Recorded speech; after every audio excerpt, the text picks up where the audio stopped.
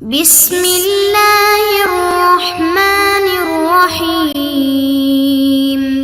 السلام علیکم معزز طلباء کرام، آپ سب کیسے ہیں؟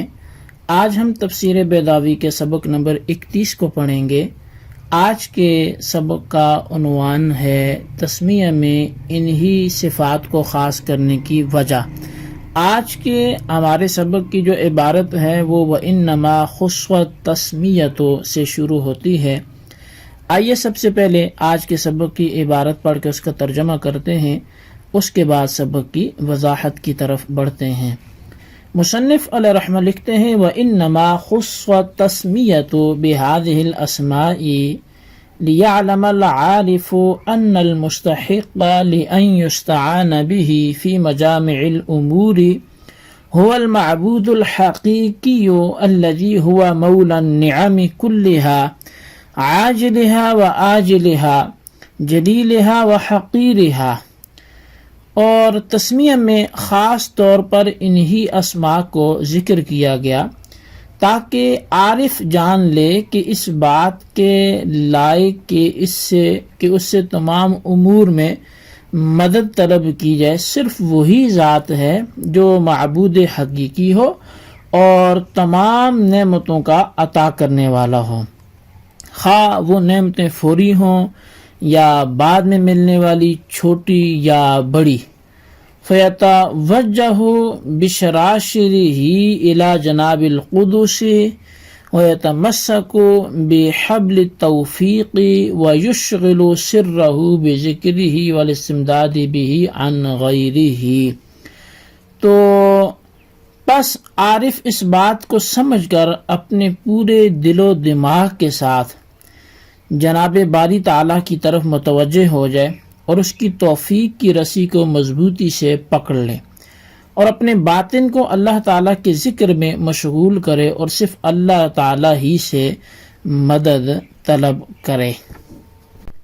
الحمدللہ الحمد هو الثناء علی الجمیل الاختیاری من نعمت او غیرها۔ تمام تعریفیں اللہ تعالیٰ کے لیے۔ حمد افعال جمیلہ اختیاریہ پر زبان سے تعریف کرنا ہے، خواہ یہ تعریف نعمت کے مقابلے میں ہو یا نہ ہو۔ جی طلبہ کرام، یہ تھی ہمارے آج کے سبق کی عبارت، اس کا ترجمہ۔ آئیے اب اس کی وضاحت کی طرف بڑھتے ہیں۔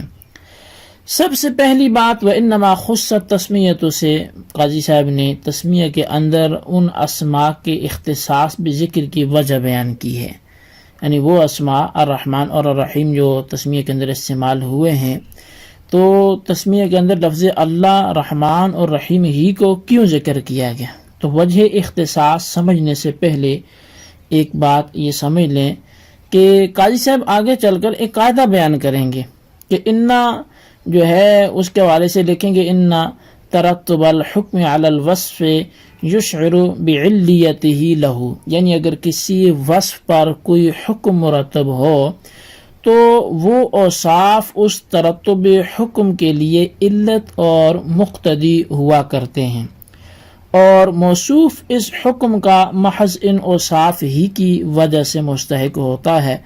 اب یہاں سمجھیے کہ اللہ تعالیٰ نے استحقاق تسمیہ کو مرتب کیا ہے لفظ اللہ اور رحمان اور رحیم پر، اور اللہ کے معنی معبود حقیقی کے ہیں، اور رحمان کے معنی بڑے بڑے انعام کرنے والا، اور رحیم کے معنی چھوٹے چھوٹے انعام کرنے والا۔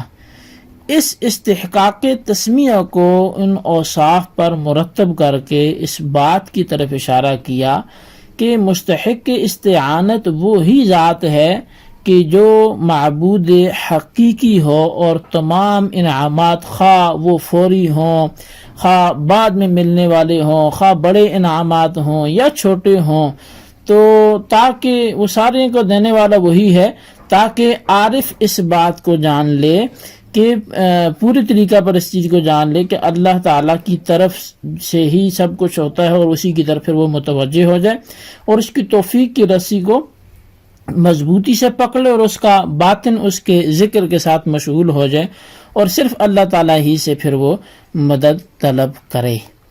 اب قاضی صاحب نے لفظ الحمد کے متعلق یہاں پر گفتگو کا آغاز کیا تو حمد کی تعریف ذکر کر دی.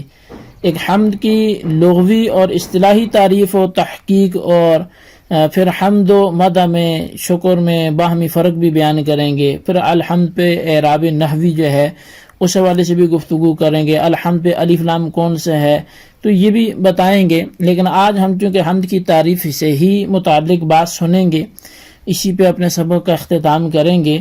تو پہلی بات جو ہے وہ یہی سمجھیے کہ حمد کہتے کیسے ہیں. تو هو الثناء علی الجمیل الاختیاری من نعمت او غیرہا. مصنف نے تعریف میں 3 لفظ استعمال کیے ہیں، لفظ ثناء اور جمیل اختیاری اور نعمت. تینوں کے متعلق سنیے. ثناء کے 3 معنی آتے ہیں. ایک صفات کمالیہ کو ظاہر کرنا، اس معنی کی تائید حدیث سے بھی ہوتی ہے. حدیث ہے کہ لا احصی ثناء علیک کما انت کما ثنیت علی نفسک. تو اب اس میں وہ جس کا مفہوم یہ ہے کہ آپ کی ثنا کے احاطہ نہیں کر سکتا ہوں جیسا کہ اللہ نے اپنی ثنا کی ہے.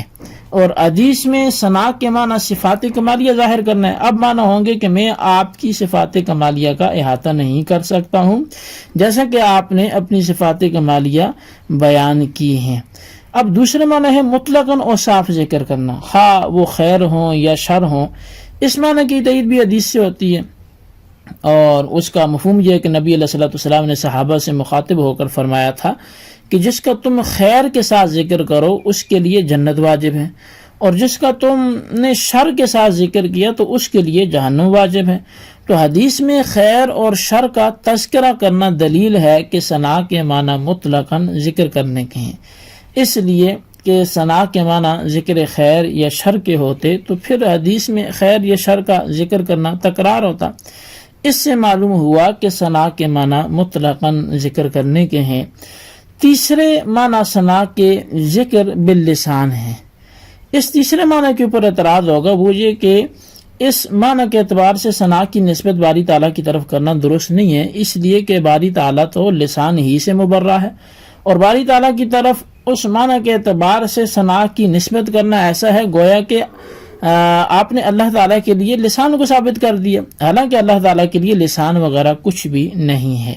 تو اس کا جواب یہ ہے کہ یہاں لسان سے مراد وہ گوشت کا ٹکڑا نہیں ہے جو بظاہر ذریعہ نطق ہے، بلکہ قوت تکلم مراد ہے. اور قوت تکلم سے مراد بھی حقیقتاً قوت تکلم نہیں ہے، بلکہ وہ جو افادہ اور اعلام جو فیض کے شعور کے ساتھ اور اس کے ارادے کے ساتھ ہے، یعنی مکان کا معنی کا فیضان اس طور پہ کرنا کہ فیضان کرنے والے کو اس کا شعور اور ارادہ بھی ہو. اور لسان کے یہ معنی ذات باری تعالیٰ میں بھی پائے جاتے ہیں، کیونکہ معانی کا فیضان اور شعور و ارادہ کے ساتھ اللہ تعالیٰ کی طرف سے ہوتا ہے.